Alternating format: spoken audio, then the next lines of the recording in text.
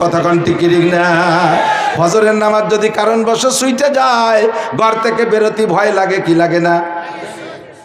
কারণবশত যদি জোহরের নামাজ ছুটে যায় বিকেলবেলা বাইরে যাইতে ভয় লাগে, মাঠে যাইতে সময় মনে হয় আজকে মাঠের মধ্যে কোনো বরকত পাবো না। গাড়িতে উঠতে গেলে ভয় লাগে, না জানি আমার কারণে গাড়িটা অ্যাক্সিডেন্ট করে। অভ্যাসে যখন পরিণত হয়ে যায়, শরিয়াত জবকে তবিয়ত बन जाती है, शरीयत जबकि तबीयत बन जाती है तो शरीयत के अंदर कोई तकलीफ नहीं पहुंचती है। शरीयत যখন অভ্যাসে পরিণত হয়ে যায় তখন আর কষ্ট মনে হয় না। কতক্ষণ অভ্যাসে পরিণত করলে আর কোনো ঝামেলা নাই। আর অভ্যাস যতদিন না হবে ততদিন ওয়া ইন্নাহা লাকাবীরাতুন, এটা বড় কঠিন মনে হয়, খুব কঠিন। না বছরে না পড়ে গিয়ে শীতের চুমা উঠিয়ে আবার ঠান্ডা মানি তা আবার একটু উল্টো পাল্টা হয়ে গেলি গোসল আরো কি আরো না আরো। আর যারা অভ্যস্ত হয়ে গেছে তারা কারণবশত গোসল ফরজ হয়ে গেলে ওই ফরজ গোসল যত রাইতেই হোক না কেন ওই সময় গোসল না করে বিছানে পিঠ দিতে ভয় পায়, না জানি যদি নাপাক অবস্থায় মরে যাই। ঠিক না? না জানি কি নাপাক অবস্থায় মরে যাই, এই ভয়তে সাথে সাথে যে গোসল তার একটু খারাপ লাগে না। শরিয়াতকে তবিয়াতে পরিণত করেন, টুপি মাথায় দিয়ে অভ্যাস করেন, আর টুপি মাথায় দিতে কষ্ট হবে না। পাগড়ি পরার অভ্যাস করেন, পাগড়ি বানলে মাথা ব্যথা হবে না। দাড়ি রাখার অভ্যাস করেন, তাহলে আর কোনোদিন চুলকবে না। প্রথম একটু রাখছে, খাইজনি দাড়ি তাতে চুলকয়, এবার কেটে ফেলাই দিছে, এবার সে পুরুষঙ্গ গুড়াইতে মেরে দিছে।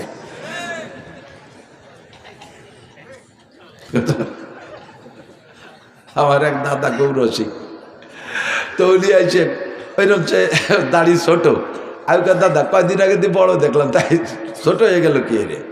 আরে মাটি সে রাত্রি দাড়ি জ্বালায় মুখ রে চড়াইয়ে ভেঙে ফেলাই দিছে। দাড়ি জ্বালায় মুখ চড়ালেন, কয় দাড়ি সুই খেতা গায়ে দিই, দাড়ি একটা উঠিয়ে এসে খুসাই দিয়ে না হয় খুসাতে মনে হয় যে মশা দেই চড়, এবার আর একটা এসে ঠেলাতে মনে হয় যে মশা দিই, রাতটা ভর গেছে মুখ চড়াই ভাঙছি, সকালে কেটে খেটে হাজার হাজার মানুষ লম্বা দাড়ি, তারা রাত্রি বছর কামড় মনে রে মুখ চড়ায় না, তুমি চড়াও কে? আল্লাহু আকবার। মাগুরা গেছি মাহফিলে, পানি ভবন মাদ্রাসা মাহফিল। তো আমার আগে যে বক্তা বয়ান করতেছে ওই বক্তার দাড়ি ছোট ছোট, তো বক্তাদের সম্মানার্থে শ্রোতারা সামাসামি কিছু না বললে একজন একটা চিরকুট লিখে পাঠাইছে, হুজুর দাড়ি সম্পর্কে কিছু বলেন, দাড়ি সম্পর্কে কিছু বলেন। উনার নিজের দাড়ি যান ছোট, তাহলে যা বলবে ওই ছোটর পক্ষে বলতে হবে না, দলিল বর্ষা যা দেবে ছোটর পক্ষে দিতে। তো উনি বলতেছেন দাড়ি ভালো জিনিস, রাখা ভালো, পুরুষের জন্য শান হয়, দেখতে ভালো, তবে অনেক লম্বা না রাখা ভালো। কেন অনেক লম্বা না রাখা ভালো ব্যাখ্যা দিতে হবে। তো বলতে হুজুর কেন অনেক লম্বা না রাখা ভালো? বেশি লম্বা হলে একটা পয় পবিত্রের একটা ব্যাপার স্যাপার আছে, পেশাব করতে বসলে সিটে দাঁড়িতে লাগতে পারে, এই জন্য খাটো রাখা ভালো। কি বলেন সবাইকা? ঠিক। এই সময় হুজুর যা কয় সব ঠিক। আমি কি যে সর্বনাশ করছে, কি রুয়ে দিয়ে গেল একেবারে উনার ওয়াজের শেষ মশলা এই কইয়ে নেমে চলে যাবে ঢাকা। এরপরে আমি স্টেজ উঠে চিনতে হলাম, তো গাড়িতে উঠে গেলি, ওর তো সাইজ করা যাবে না। ও ভিতরে থাকতে বললাম, আপনারা যে দাড়ি খাটো দাড়িতে লম্বা দাড়িতে পেশাব লাগার বাড়িতে খাটো আর পক্ষে যদি ঠিক হয় তাহলে আর একটা ঠিক করেন। পেশাব করতে বসলে দাড়ি যত লম্বা হোক, সিটে দাড়িতে লাগার ভয়। পেশাব করতে বসলে শরীরের অন্য অঙ্গ এ দাড়ির চাইতেও পেশাবের বেশি নিকটে থাকে না? হ্যাঁ, পরনের কাপড়টা একেবারে নিকটে না? তাহলে যদি ওই বক্তা যদি দাড়িতে পেশাব লাগার বাড়িতে কাটে খাটো আরে, তো উনার প্রত্যেকবার পেশাব করতে হবে ন্যাংটা হইয়া লুঙ্গিতে লাগার বাড়িতে। আগেরটা ঠিক না পরেরটা ঠিক? পরেরটা ঠিক না, ল্যাংটা হয়ে ছাড়িয়ে দিছি। সুন্নতি পোশাকের অভ্যাস হয়ে গেলে আর সুন্নতি পোশাকে খারাপ লাগবে না। দস্তারখানের অভ্যাস হয়ে গেলে আর দস্তারখান বিছানুকে বিরক্ত মনে হবে না।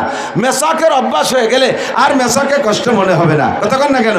মসজিদে নামাজ পড়ার অভ্যাস হয়ে গেলে ঘরে নামাজ পড়লে তৃপ্তি পাবেন না। যারা রেগুলার মসজিদে নামাজ পড়েন সাক্ষী দেন বাবা, কারণ বছর যদি একক তো মসজিদে যাইতে না পারেন, ঘরে একা একা নামাজ পড়েন, দেখবেন একা একা নামাজ পড়লে বেশিরভাগ ভুল হয়ে যায়। 4 রাকাতের নামাজে তো গড়বড় বাঁধবেই। 3 রাকাতেতে শুরু হয় 3 না 5, 4 না 5, 5 না 2, 2 না 1, নাকি বললাম না নাকি এলাম। সে শুরু করে একটা মনে আছে আগের রেখাতে কোন শুরু করছি এনে কি এরবো, শেষে দেয় যে শেষ শুরু করে দিচ্ছে নাচ এনে তাই কি এরবো, নানান হজবরল শুরু হয়ে যায়। এই নামাজ সুন্নত মসজিদেই পড়েন, দেখবেন 4 রাকাতে ভুল হয় না। আপনি বাড়ি পড়েন পিরাই কিন্তু ভুল হবে। মিথ্যে কথা কইছি?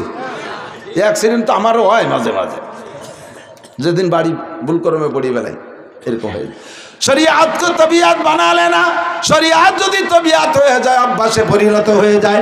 যেই মহিলা বোরকা পরার অভ্যাস আছে ওই মহিলা খালি মাথায় বিনা বোরকায় বাইরে যাইতে পারবে। কথা বলেন পারবে? আল্লাহ, একই মহিলা এক একটার এক এক স্বভাব। আমি মক্তবে যখন পড়াইতাম, ছাত্র বয়সে মক্তবে পড়াইতাম, 200-250 টাকা বেতন পাইতাম, তাই দিয়ে 2-3 ভাই পড়তাম। এই জন্যই মক্তবে পড়াইছি, ইমামতি করছি।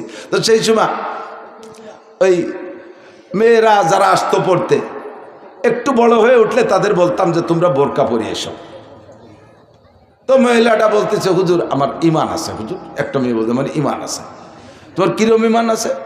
কয় যে আগে একদিন মসজিদে জুমার দিন বয়ান করছেন, আমাকে বাড়িতে ভাসে। আপনি বলছেন যে যার লজ্জা আছে তার ইমান আছে। আমার লজ্জা আছে, এই জন্য আমার ইমান আছে। আর ইমান থাকলে তোর বোরকা লাগে না। আমাকে তোমার কিরম লজ্জা আছে? কয় হুজুর আমার বোরকা পরতে লজ্জা করে। আর লজ্জা থাকলে ইমান আছে, আর ইমান থাকলে বোরকা লাগে না। শয়তান কোথাকার! শয়তানকে আমি তো খালি শয়তান, ওটা 6.5 শয়তান। মহিলা যদি বোরকার অভ্যাস হয়ে যায় আর বিনা বোরকায় বাইরে যাইতে পারে না। মহিলা যদি নামাজের অভ্যাস হয়ে যায়, আজান হইলে কোনো কামের মধ্যে আর হাত লাগায় রাখতে পারে না। সব কাম কাজ হইলা নামাজে যাইতে বাধ্য হয়। কথা কোন ঠিক ঠিক না? আল্লাহু আকবার বলতে যে সরে যাইতেছে যে মুনতাসির বলেই নিচে আগে হাজরে আলী বাহা এলোমেলো যেটা আসে সেটি কব। রাজি আছেন ইনশাআল্লাহ? যে যে জায়গার সমস্যা ওইগুলোই এসে যাবে ইনশাআল্লাহ। সবই আমার কার্য জরুরি। নুন ওয়াল কালামি আমা ইয়াসতুরুন। আমি আপনি যদি হিদায়াতের বাণী গ্রহণ না করি, আল্লাহর কিছু আসে যায় না। কাজেই কোরআন শরীফের যত মাসালা আছে এগুলো বলতে গিয়ে আল্লাহর কসম খাওয়ার কোনো দরকার নাই, কসমের কোনো দরকার নাই। কসম তো সমাজে ওই লোকটাই খায় যেই লোকটা নিজের স্বার্থ উদ্ধার করতে যাইয়া বাধাগ্রস্ত হয়। স্বার্থ উদ্ধার করতে গেছে, তারা বিশ্বাস করেন আমারে 10,000 টাকা দেন। কয় না তোরে টাকা দেবো না, তুই সিটার বাটপার। আল্লাহর কসম শুক্রবারে দেবো। এই 10,000 টাকা নেওয়ার জন্য সে কসম খায়, নিজের বিশ্বস্ততা তৈরি করে। আমার আল্লাহ তো সিটার বাটপার না, আমার আল্লাহ ধোঁকাবাজ না। আল্লাহ আমার রব্বুল আলামিন, আমার আল্লাহ পাকের কথা কেউ খাইলেও ভালো না খাইলেও ভালো। আল্লাহ কেন কসম খায়? আল্লাহ কয় তোমাদের মতো সিটার বাটপাররা আমার কথা বিশ্বাস করো না, সেই জন্য আমি কসম খাই। আমি সিটার বাটপার সেজন্য কসম খাই না। তোমরা ধোঁকাবাজ, কথা খাও না, এই জন্য তোমাদের সামনে কসম খেয়ে বলি। কসম খাইলেন কিসের কসম? আল্লাহর সৃষ্টি জগতের ভিতরে যত শ্রেষ্ঠ জিনিস আছে তার মধ্যে একটা হলো কলম। 5টা জিনিস বানাইছে আল্লাহ নিজ হাত দিয়ে। 1 নম্বরে আরশ, আল্লাহর আরশ আল্লাহ হাত দিয়ে বানাইছে। 2 নম্বরে কলম বানাইছে হাত দিয়া। 3 নম্বরে জান্নাতে আদন। 8টা জান্নাতের মধ্যে জান্নাতে আদন বানাইছে আল্লাহ হাত দিয়া। 4 নম্বরে মুসা আলাইহিস সালামের তৌরাত লিখেছে আল্লাহ হাত দিয়া। 5 নম্বরে গোটা মানব জাতির মাথা বানাইছে আল্লাহ হাত দিয়া। একটু কন্যা সুবহানাল্লাহ। এই 5টার প্রতি আল্লাহর দরদ বেশি, তাই আল্লাহ কলমের কসম কে বলে ওয়াল কলম। বান্দা ভালো করে শুনে নে, আমি কলমের কসম খেয়ে বললাম অল কলম। কি কয়?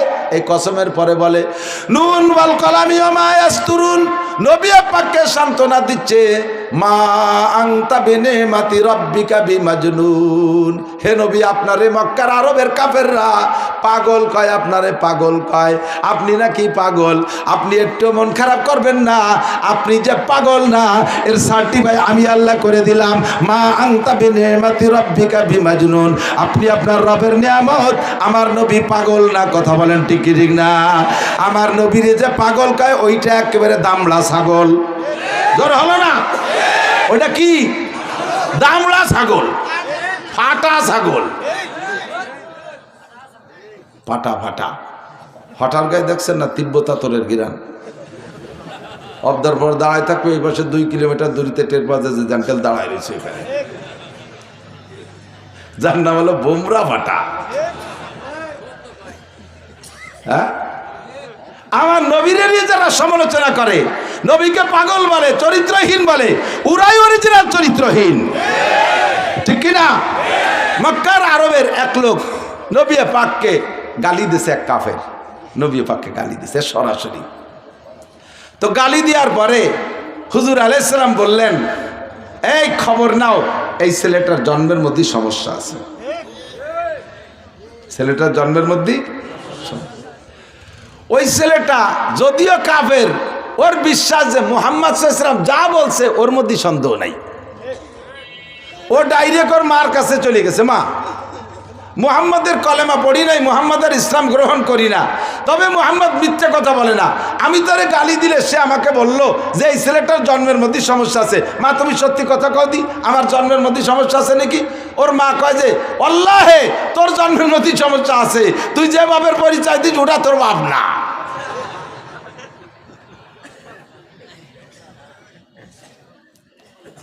সাবধান থাকবা যুবক, দলের বলে, ক্ষমতার বলে, আরে অন্য কোনো বলে তুমি যাই কিছু করো না কেন, উলামায়ে কেরামরা গালি দিও না, এরা ওয়ারাসাতুল আম্বিয়া।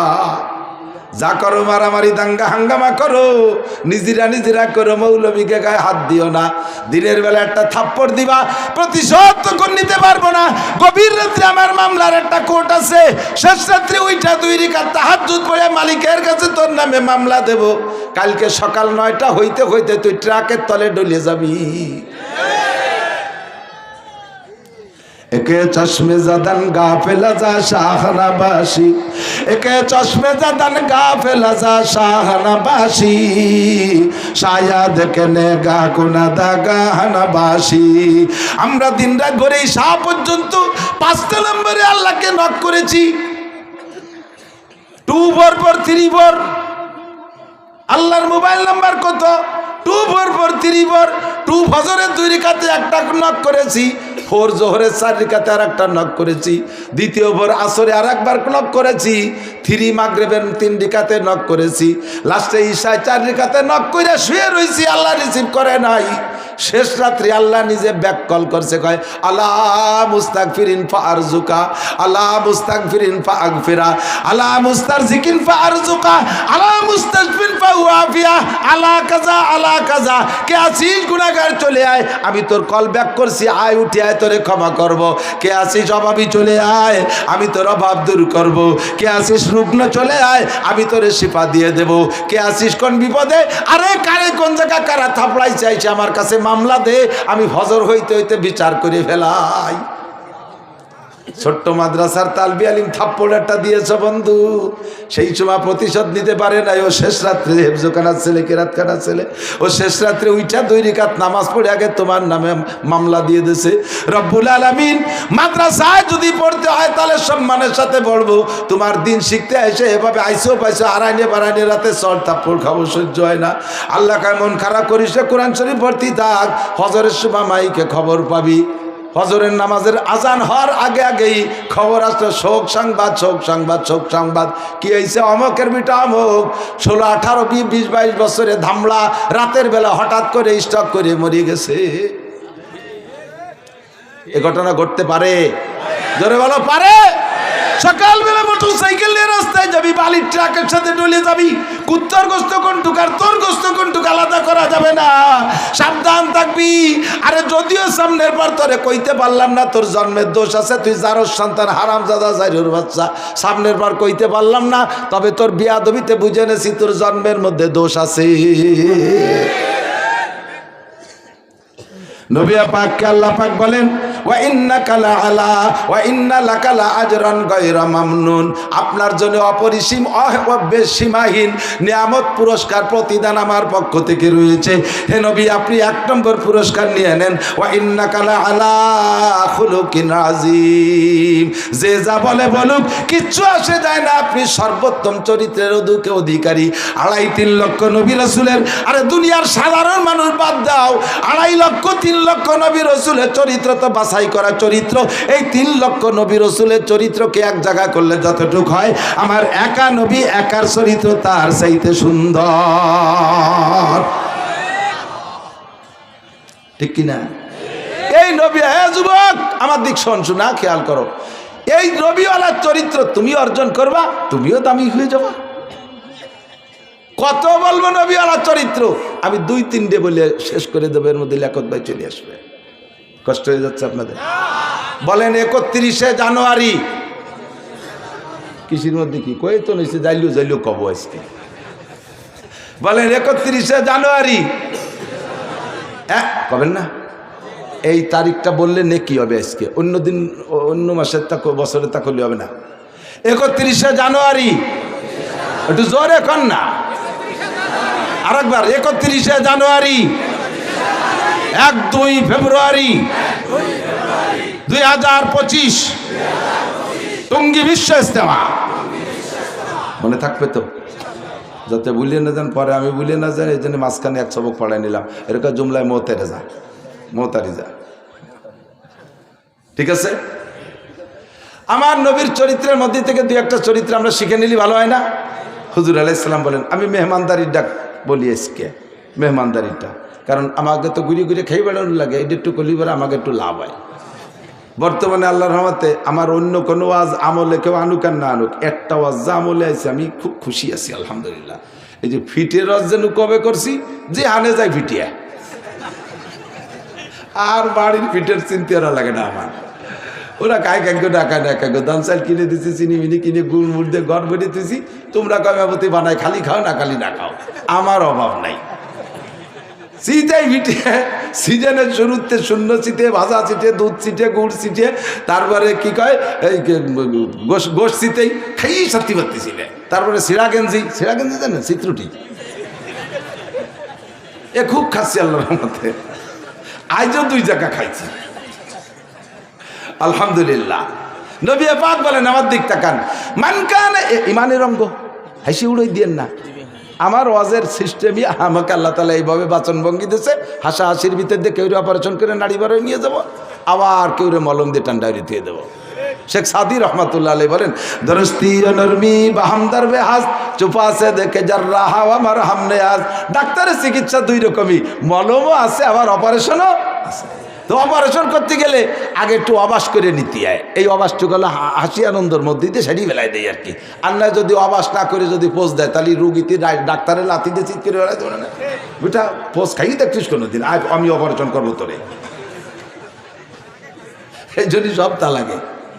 কষ্ট হচ্ছে নাকি? আল্লাহ নবী বলেন, এই ইমানের অঙ্গ, লিল ইমানে বিদুয়া সাবুনা শোভা, ইমানের 77টা শাখা। কয়টা? 77 শোভা, ফি রিওয়ায়াতিন বিদুয়া 70 শোভা, 77টা শাখা। ফাআফজালুহা, এই 77টা ইমান, এই যুবক আমার দিক, ইমানের 77টা শাখা। কয়টা শাখা? কিসের শাখা? কিসের শাখা? ইমানের কয় শাখা? মনে থাকবে তো? 77টা বলার সময় হবে না আজকে, 2-3টে কব। একটা হলো ফাআফজালুহা, 1 নম্বর হলো কাউলু লা ইলাহা ইল্লাল্লাহ, লা ইলাহা ইল্লাল্লাহ, লা ইলাহা ইল্লাল্লাহু মুহাম্মাদুর রাসূলুল্লাহ। ইযআন বিল কলব ওয়া ইকরার বিল লিসান, অন্তরে পরিপূর্ণ বিশ্বাস করা। সবাই বলেন, আল্লাহ আমার কে? আল্লাহ আমার রব। আল্লাহ আমার রব কে? ইবাদত পাবে কে? আল্লাহ ছাড়া কোনো মাবুদ, মুহাম্মাদুর রাসূলুল্লাহ ছাড়া আর কোনো নবী শেষে জোরে বলেন আছে? এই কলেমা বলে ইকরার করা, এটা হলো ইমানের 1 নম্বর সর্বশ্রেষ্ঠ। এরপরে হুজুর বলেন, ওয়া ইমাতাতুল আযানিত তরিক। খেয়াল করেন, ইমাতাতুল আযানিত তরিক, ইমানের একটা শাখা হলো রাস্তা থেকে কষ্টদায়ক জিনিস ফেলে দেওয়া। রাস্তাতে একান ইট পড়ে রয়েছে, পাও দিয়ে সরাই দেবেন, একান ডাল নামিয়ে সরাই দেবেন, আপনার ইমান তাজা হবে আর একজন মানুষের খেদমতের জন্য। কথা কন ঠিক না? আর যেসব এলাকায় রাস্তার উপরে ধান নাড়ে, কলই নাড়ে, গম নাড়ে, ফসল নাড়ে, আছে নাকি? আছে না? অন্যাসে ঠেলে ঠেলে খালের মধ্যে ফেলাই দেবেন। রাস্তা কিন্তু আর কলই নাড়া ধরে উঠোন নাড়াইছে নাকি? হ্যাঁ, আমাকে ওই পাশে গোপালগঞ্জ যাইতে, আমার বাড়িতে গোপালগঞ্জ যাইতে এক গ্রামের নাম মানিহার, হিন্দু জুমচা, এইরকম উঁচু হইরে খেসারি কলই নাড়ছে। আমি যাচ্ছি মোটর সাইকেলে, ওর মধ্যে কোনো মতে মোটর সাইকেল ঢুকতে পারবো না। এর মধ্যে ব্যান এলা আইসে, এদের আগে তো পাও ব্যান ব্যান আগে তো বইছিল না, এদানি মোটর ব্যান হয়েছে না, সে মোটর ব্যান গতিতে গতিতে ঢুয়ে দিছে, ঢুকে দিলে আটকে গেছে। এখন মোটর ব্যান খ্যাট খ্যাট খ্যাট খ্যাট করতেছে, মোটর কাকা পারতেছি না, আমি ঠেলা দাও। আমি ওই দিয়ে সাইডে একটু ফাঁকা জায়গা, ওই পাশে আমার মোটর সাইকেল তো 2 চাকা ওই দিক দিয়ে নিছি, সে কলই নাড়া বেটি ফাঁসে থাই আমার দিক কিন্তু ঘুরাইছে রয়েছে। আর কত দেখলে কত বড় কুজলো হুজুর, আমি কলই নাড়ছনটা মলিয়ে থিয়ে যাবো, উনি নিচে দিয়ে যায়। আমি হাসতে হাসছিল পুরো এসেছি, ও আমার বিপদে ফেলাবে বলে কলই নাড়ছে, আমি বিপদ থেকে পাশ কাটিয়ে চলে যাচ্ছি বলে আমার বড় রাগ, আর আমার কুজলো হুজুর। আস্তাগফিরুল্লাহ। ইবাদতুল আযা, রাস্তায় কলাই নাড়া, ধান নাড়া, যে কোনো ফসল রাস্তা থেকে নেওয়া, এটা সম্পূর্ণ হারাম, জায়েজ নাই। আপনি মানুষকে কষ্ট দিচ্ছেন, গাড়িওয়ালারে কষ্ট দিচ্ছেন, হাঁটাওয়ালারে কষ্ট দিচ্ছেন, কথা বলেন না কেন? আর ফসল সাইডে হলি মহিলারা সব নিয়ে রাস্তায় চলে যাবে। আল্লাহরে কই যে আল্লাহ দান দাও, কলই দাও, মুসরি দাও, দুনিয়া দাও, পিঁয়াজ দাও, সবটা দাও। আল্লাহ কা তুরা মৌলবীরা তো দোয়া হরিস যে দেশে যদি সাইডে হয় তাহলে তোমরা সাইডে কালেকশন হতে পারো, কিন্তু ফসল সাইডে দিল্লি দেওয়া যে রাস্তায় যে ড্যান্স করতেছে, দিন ভোরে রাস্তায় মলি ভেঙে থুইছে, আমরা মলি টলি দিয়েছি। আগে তো বলতো গরু দিয়ে, এখন মলের অফিসার দিয়ে, প্রাইভেট কার দিয়ে বড় বড় অফিসার মুফতি সব মহাদেশকে জুড়িয়ে দিয়েছে গরুর মতো। আমরা মলি টলি থুয়ে যাব, সন্ধ্যের আগে আসরের পরে যে মহিলায় কুলো নিয়ে ড্যান্স করতে তাহলে আল্লাহকে দান দেব কি? দিলি তো নিয়ে বৌদের রাস্তায় না সাথী তালে, তাও ফসল চাইতে দিলি রাস্তায় উঠে ফেলাই দেবেন ঠেলিয়া। ইমাতাতুল আযানির তারিক, এটা ইমানের অঙ্গ। কেন আপনি নাড়বেন রাস্তায়? আমরা বাড়ি নাড়েন, এই রাস্তা যদি পাকা না হতো, মাটি হতো, তাহলে কেতেন, সে সময় তো আসতেন না। এই জন্যই জায়গায় জায়গায় যে এলাকায় ফসল বেশি নাড়ে সেই এলাকায় দোয়া করি, আল্লাহ এই রাস্তা যেন ভেঙ্গে ছিঁড়ে চুরমার হয়ে যায়। যাই আমরা খড়িতে গেলাম, তারপরে ফসল তো নাড়তে হতো, এবার দোয়া করো, সালাম দিছি আল্লাহ। ইমাতাতুল আযানির তারিক। এরপরে হুজুর বলেন ওয়াল হায়াউ শুবাতুম মিনাল ঈমান, আমার দিক, ওয়াল হায়াউ শুবাতুম মিনাল ঈমান, লজ্জা ঈমানের অঙ্গ। লজ্জা ঈমানের অঙ্গ কিভাবে হুজুর কয়?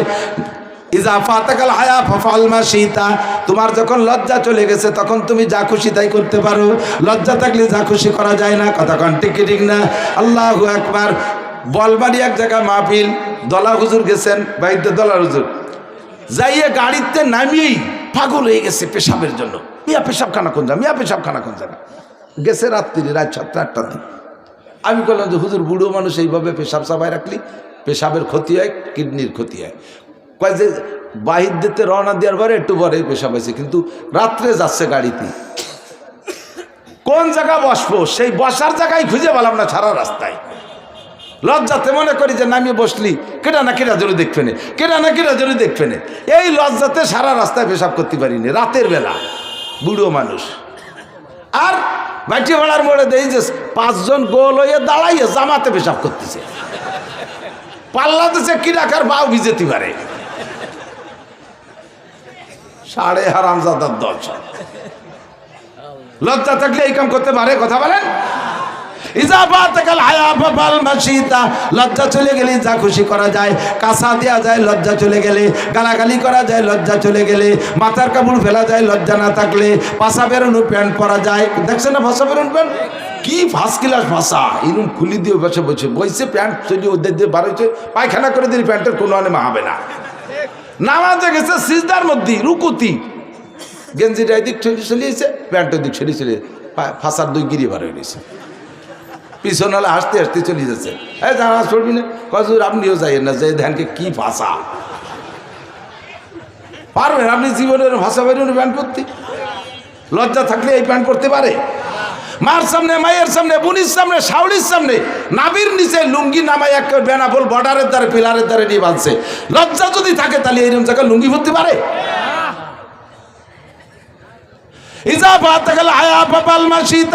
লজ্জা চলে গেলে যা খুশি তাই তুমি করতে পারো। লজ্জা ইমানের অঙ্গ।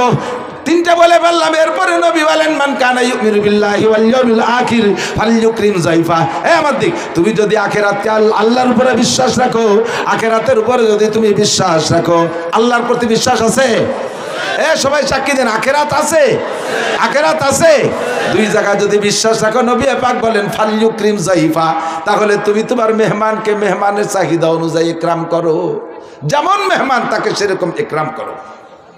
খেয়াল করেন, শুনতেছেন? মেহমানের সাথে সেভাবে আচরণ করবেন। মেহমান আসলে খুশি হবেন, মেহমান আসলে খুশি হবেন, বেজার হবেন না। মেহমানরে পাইয়ে পর্যাপ্ত মেহমানদারি করবেন। আর মেহমান কি কি চায়, কিসে খুশি, আগের থেকে জানা থাকলে তো জানা থাকলো, না জানা থাকলে নতুন মেহমান